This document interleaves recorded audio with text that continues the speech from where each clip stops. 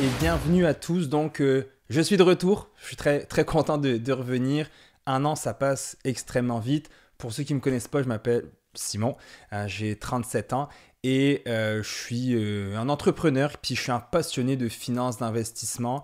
Et en fait, ce que j'aime dans la vie, c'est de partager aux autres, c'est d'apprendre aux autres. J'aime apprendre des choses pour les apprendre ensuite aux autres personnes. Donc, je suis coach, je suis propriétaire d'une entreprise qui s'appelle Académie Connexion où j'enseigne le Jiu-Jitsu. J'ai fait de la formation donné de la formation sur les finances et l'investissement. J'ai donné des cours de guitare à l'époque. Donc, j'aime enseigner. C'est vraiment quelque chose qui me passionne. J'aime voir les gens comprendre quelque chose qu'ils n'arrivaient pas à comprendre.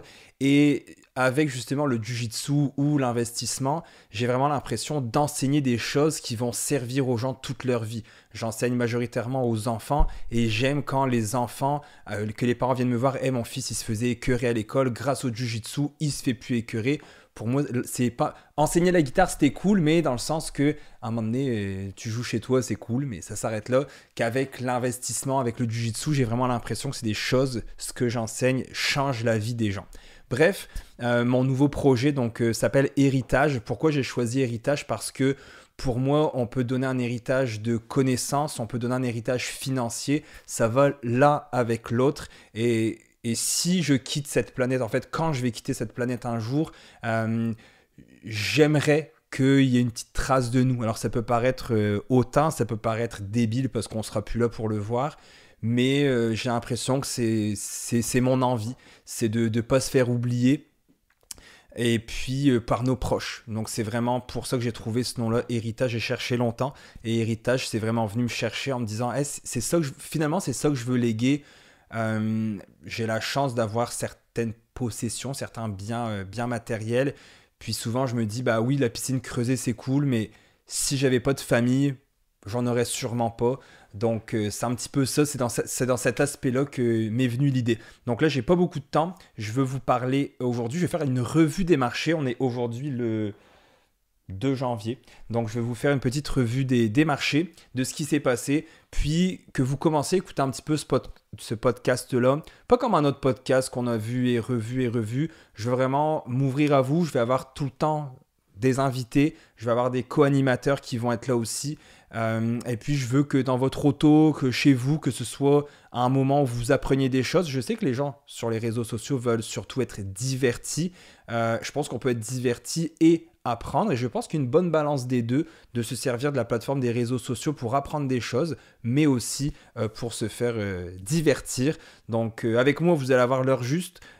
Si je veux vous vendre quelque chose, je vais vous le dire, j'ai ça à vendre. Sinon, ça va être de partager mes connaissances et je ne jouerai pas une game. Je suis pas quelqu'un comme ça de toute façon. C'est pour ça que tu m'aimes ou tu m'aimes pas. Donc mon but, c'est de dire les vraies affaires, d'aller droit au but. Si je le sais pas, je vais vous le dire. Et voilà. Donc en gros, petite revue des marchés pour cette année. J'ai investi en bourse depuis 2014. J'ai commencé, je pense, le 20 janvier, quelque chose comme ça. Et je suis tombé amoureux de l'investissement. J'ai eu des problèmes financiers quand j'étais plus jeune, c'est-à-dire que moi, je dépensais, je gagnais $500, j'en dépensais 700, j'avais une carte de crédit. Puis souvent, j'ai dû appeler mes parents pour dire j'ai $2000 sur ma carte de crédit, j'arrive plus à la payer. Et ils m'ont aidé. Donc j'en suis pas fier, mais j'en suis content. Je pense qu'on passe tous à travers ça. Le gros problème, c'est quand les gens vont nous dire je le savais pas. Et c'est vrai, on le sait pas. Je l'ai déjà dit plusieurs fois, pourquoi on ne le sait pas, pourquoi on ne l'a jamais appris, ça peut être aussi confrontant. Je m'explique. Là actuellement, où est-ce que je travaille, je suis consultant en ressources humaines et je parlais avec des gens qui sont ingénieurs, PhD, des têtes, et ils ne savent pas la différence entre un CELI et un REER. Par contre, dans leur domaine, ils excellent. Il y en a 3-4 au Québec qui font leur job. Même au Canada, c'est des machines. Mais là-dedans, c'est confrontant de dire, attends, je suis une sommité dans mon domaine de l'ingénierie, de traitement des eaux. Puis là, je suis rendu que je ne sais pas faire la différence entre deux types de comptes. Donc, c'est confrontant. Et moi, je veux enlever un peu ce tabou-là. Pareil, c'est bien correct pour les autres. Je suis quelqu'un qui partage ses comptes. Je me suis dit, si je prends des cours de guitare, je veux que le prof me montre, ok, voici comment je joue de la guitare. Et je me dis, si les gens veulent acheter mes formations, je veux qu'ils se disent, ok, mais je veux voir d'abord c'est quoi ses rendements, je veux voir dans quoi il investit, parce que souvent, ça je vous le garantis, on a des gens qui donnent de la formation et qui n'ont aucune idée de ce qu'ils avancent. Ils sont allés sur ChatGPT, trouver des programmes, recopier le programme d'un influenceur aux États-Unis et ils vous vendent ça qu'ils ont mis un petit peu à leur sauce. Donc en gros, je vais commencer avec les indices boursiers pour vous dire un peu qu'est-ce qui s'est passé cette année, en fait 2024, l'année passée, sur les marchés financiers. Si vous ne comprenez pas tout, c'est correct. Si vous comprenez tout, bah, tant mieux, mais il y a des choses qui vont s'en venir.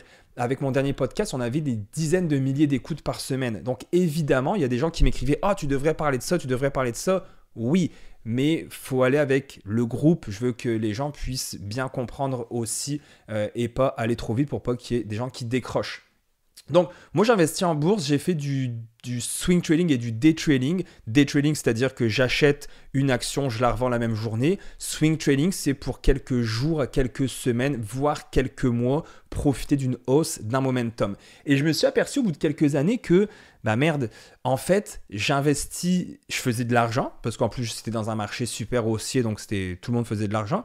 Mais je me suis dit, si j'avais gardé ces actions-là, au lieu de les vendre après quelques semaines, quelques mois, j'aurais fait encore bien plus d'argent.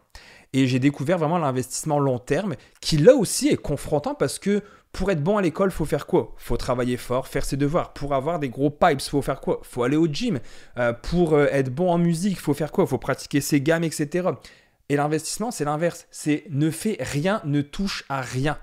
Et ça, c'est bizarre parce que c'est un biais qu'on a de se dire, bah non, c'est pas normal, je suis un fainéant, dans le fond, je mets mon argent, j'attends, puis ça va marcher. Oui, c'est ça l'investissement. Aussi débile et aussi contre-intuitif que ça puisse paraître, c'est ça pareil. Donc, quand j'ai découvert l'investissement long terme, on fait tous la même chose, on va faire du cherry pick d'actions. On va choisir une action, on va choisir une autre action, et finalement, c'est pas forcément la bonne chose à faire. On peut faire ce qui s'appelle acheter des FNB ou des ETF en anglais, qui sont des fonds négociés en bourse, qu'on peut placer à travers des différents comptes. Et ça, je l'explique sur mon Instagram. Donc, si vous n'êtes pas abonné, je fais souvent des Q&A sur Instagram. Vous pouvez y aller. Je fais aussi des petits ateliers dans les écoles et dans les entreprises. Donc, si vous voulez m'inviter, je suis aussi très ouvert à ça. En fait, je serais même très content de propager la bonne nouvelle. Et les FNB sont des fonds négociés en bourse, dans le fond, qui recopient des indices. Un indice boursier, c'est quoi? Vous pouvez aller voir aussi ma newsletter, je l'explique. C'est pour donner un avis d'un marché en particulier, d'un pays en particulier, d'un secteur en particulier. Nous, on ne peut pas acheter l'indice, mais on peut acheter des fonds qui recopient l'indice boursier, appelé aussi fonds négociés en bourse. Donc, par exemple, le premier indice le plus connu que tout le monde va recopier, c'est le fonds S&P 500. C'est un fonds américain qui est le plus recopié au monde parce que c'est les 500 meilleures compagnies américaines et on s'entend que l'économie américaine est l'économie la plus forte actuellement. Donc, on parle de tout ce qu'il y a eu, des Apple, des Microsoft, des Amazon, des Google sont là-dedans. Dans cet indice-là, du S&P 500, les compagnies, la première compagnie, par exemple, c'est Apple et elle pèse dans ce fonds-là, elle pèse 7,5%. Tesla, qui est, je pense, en 6e position, pèse 2,26%. Donc, chaque compagnie dans le S&P 500 n'a pas la même, ne pèse pas la même chose.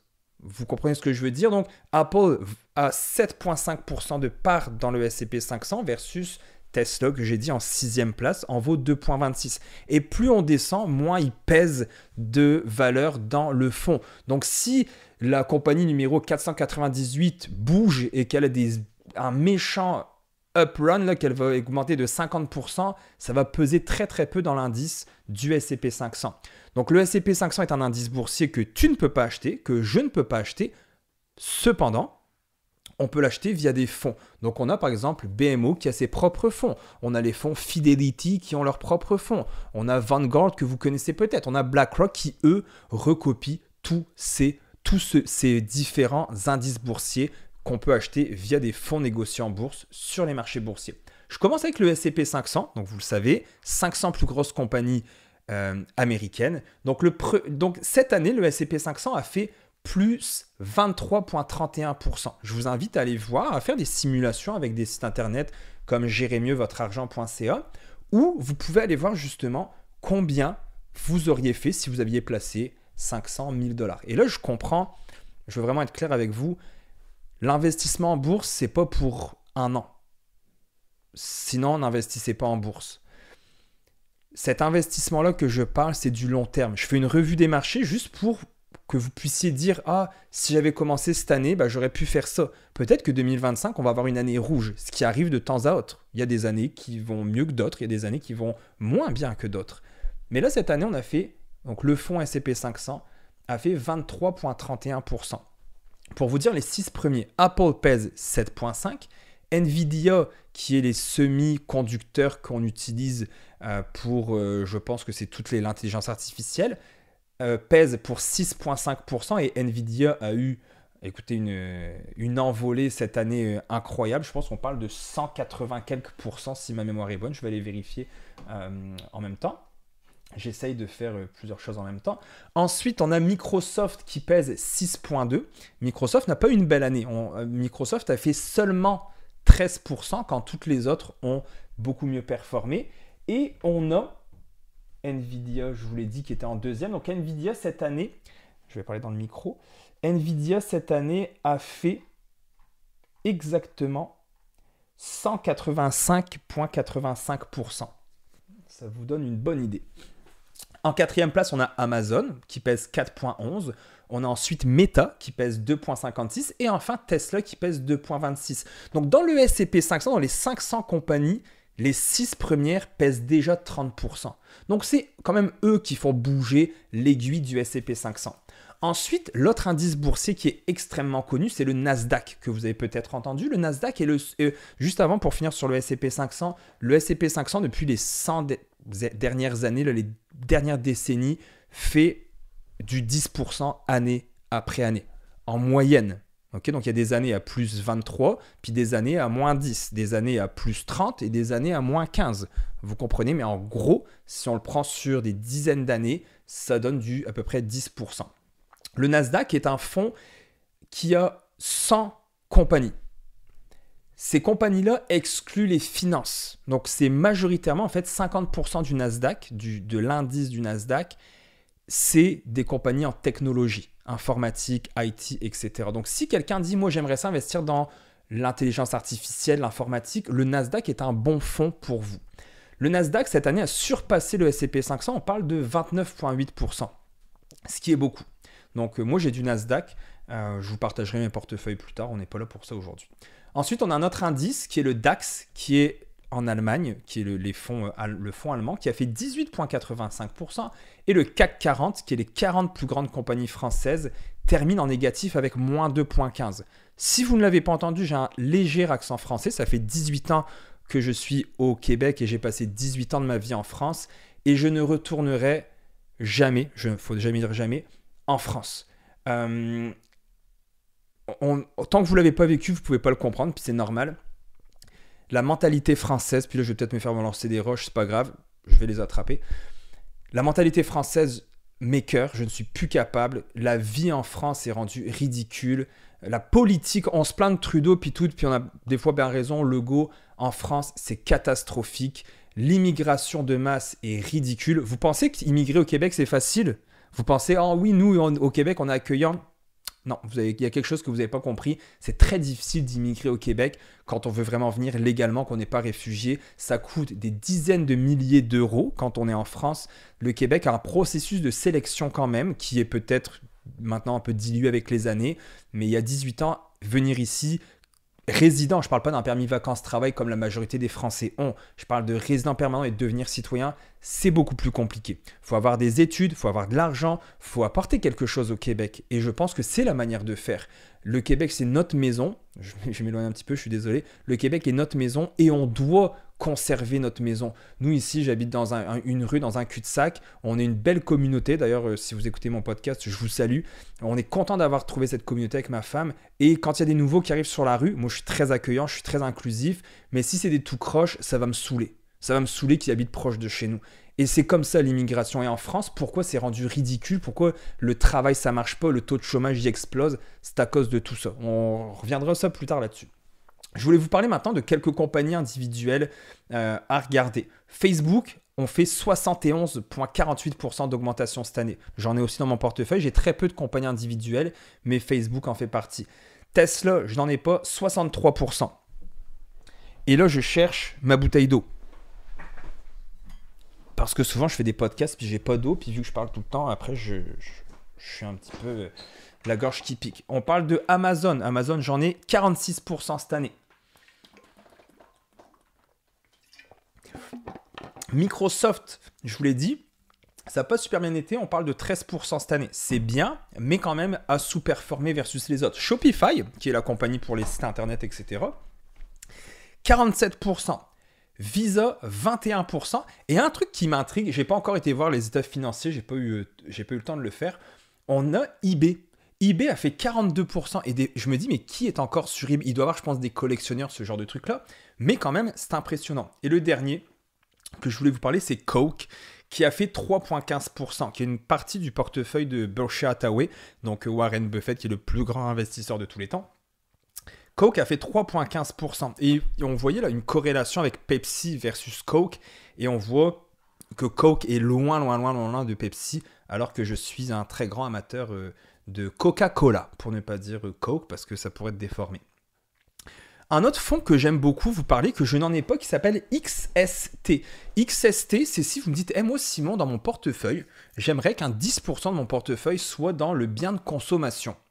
Eh bien, XST est un fonds canadien avec 11 compagnies, en tout cas aux dernières nouvelles, avec 11 compagnies, de biens de consommation. Donc on a les Metro, Loblaw, IGA, vous savez, Sobeys, Saputo, on a aussi du Couche-Tard. Et ce fonds-là, le bien de consommation, performe très bien. Je vais juste aller regarder, comme ça vous donnera une idée. Mais parce que je voulais faire la revue de l'année et non la revue des 10 dernières années. Mais vous voyez, XST, cette année, ce fonds-là, nous a quand même donné 22,73%, ce qui est excellent quand même. Et depuis les 10 dernières années, XST nous a donné du 10,22%. Et depuis sa création en 2011, XST nous donne du 14%, ce qui est très bien. Le secteur pétrolier canadien, qui risque de changer avec l'arrivée de Poilièvre, nous a fait du 11% cette année. Je vous parlais de Berkshire Hathaway, a fait du 24,69% cette année. Netflix, qui a explosé, on parle de 88,52%. Netflix, ça a changé un peu le partage des revenus. Maintenant, il y a des publicités. Vous pouvez avoir seulement un compte. On ne peut plus le passer à son oncle, sa tante ou peu importe. Donc, grâce à ça, ils ont vraiment explosé. Il y a eu beaucoup de chialage. Mais à un moment donné, quand tu as un monopole comme ça, ça fonctionne. Ensuite, il y a deux fonds que j'aime parler de temps en temps qui sont XEF et XEC. XEF, c'est les pays développés. Donc, on exclut le Canada et les États-Unis, mais on parle de la France, l'Allemagne, l'Angleterre, l'Espagne, etc. Ces pays-là, les pays développés, ont fait 10,14 cette année. Et XEC, qui est le fonds des pays émergents, que depuis... Je le dis souvent, 10 ans, les gens nous disent, tu vas voir, les pays émergents, c'est un truc de fou. On parle de la Chine, du Brésil, etc. Je vais vous le dire tout de suite. XEF, c'est les pays développés. XEC, c'est les pays émergents. Et XEC, cette année, surprenamment, XEC a fait 14%. Donc, c'est qui c'est? Et depuis les 10 dernières années, par contre, on est à 5,56%. Mais quand même, on est quand même bien. Et XEC, pays émergents, donc c'est la Chine à 25%, l'Inde à 20%, Taïwan 19%, Corée du Sud, Arabie Saoudite, Brésil, Afrique du Sud, etc. Donc, écoutez, on a eu un petit pic, ça va quand même mieux que c'était parce que 5% pour les pays émergents, c'est un peu de la merde. On a ZEB.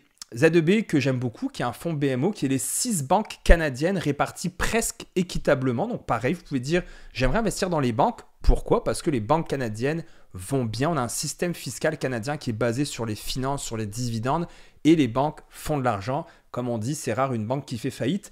ZEB a fait 19,6%. Donc ce qui est quand même bien. On va pas se mentir. Par contre, je regardais ça.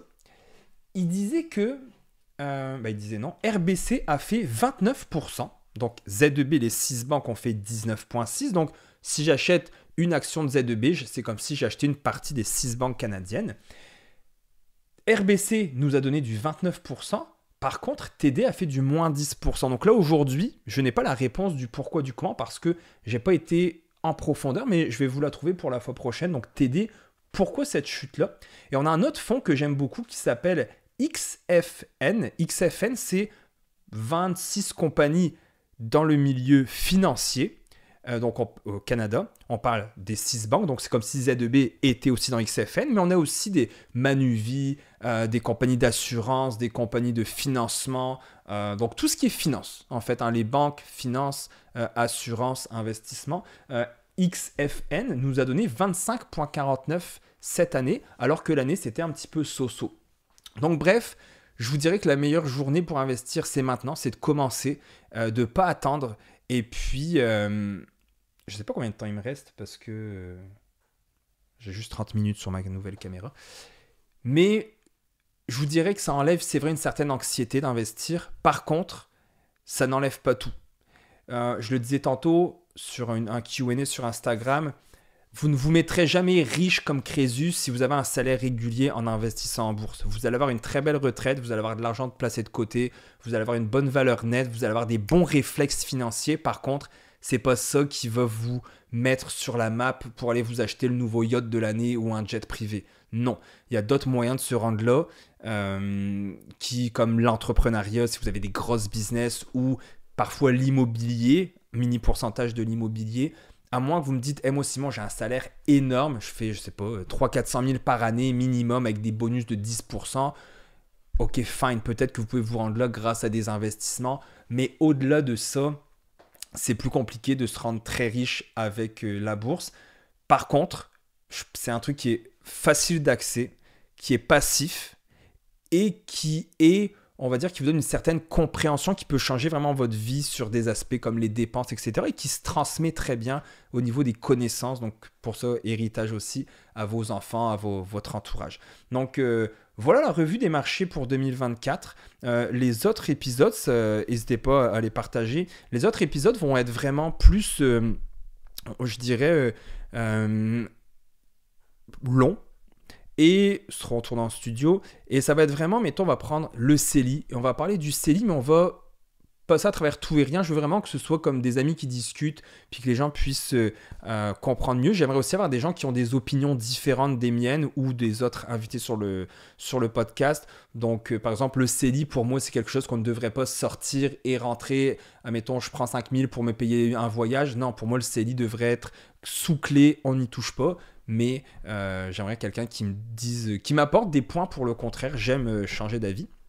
Donc voilà, et ensuite en fait c'est ça que je voulais faire, un épisode sur le CELI, un épisode sur le REER, un épisode ceci, mais qu'on parle aussi de tout et de rien entre les podcasts, enfin dans ces podcasts là, mais que si quelqu'un me dit hey Simon j'ai une question sur le CELI, parfait, voici le podcast qui parle juste du CELI. Parce que dans mes derniers podcasts à l'époque, dans l'autre entreprise, on parlait de tout et de rien. On pouvait parler dans le même épisode du CELI, du REER, du REE, de l'investissement immobilier, et à un moment donné si t'en loupais un, tu avais peut-être manqué de l'information. Donc, je veux vraiment que ça se suive plus ou moins, mais que les gens puissent vraiment avoir en un seul épisode l'intégralité, entre guillemets, de ce que c'est, par exemple, le CELI. Donc, j'espère que vous apprenez des choses. C'est mon but.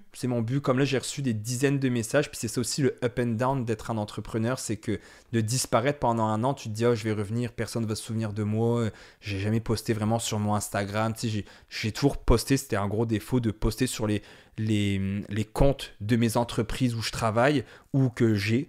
Et à un moment donné, quand tu vends ou que tu n'es plus là, tu disparais. Donc, quand tu te relances, c'est difficile parce qu'il y a une majorité silencieuse, donc une majorité qui écoute, qui aime, mais qui ne like pas, qui ne commente pas. Pas pour mal faire, mais parce qu'ils n'ont pas le réflexe. Comme moi, je suis souvent sur Instagram, c'est rare que je vais liker quelque chose alors que je l'ai vu, puis je trouve ça cool.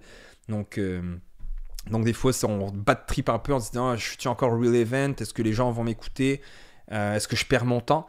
Puis bon, je suis content de revenir, je veux amener ça à un autre niveau et puis j'ai même un petit groupe là, de 8 personnes qui vont m'aider à structurer un peu mieux là. Je veux vraiment amener les finances à un autre niveau au Québec. Je pense qu'on a eu Pierre-Yves Maxwin qui l'a très bien fait à travers ses chroniques, ses capsules, ses livres, qui a fait un travail de maître. Mais je pense que je veux l'amener moi d'un autre niveau, plus au niveau investissement. Travailler en collaboration avec des planificateurs financiers, des conseillers financiers. C'est vraiment mon but. Là-dedans, je pense qu'il y a de la place pour tout le monde, qu'on n'est pas là pour se bitcher les uns les autres pour, en bon français.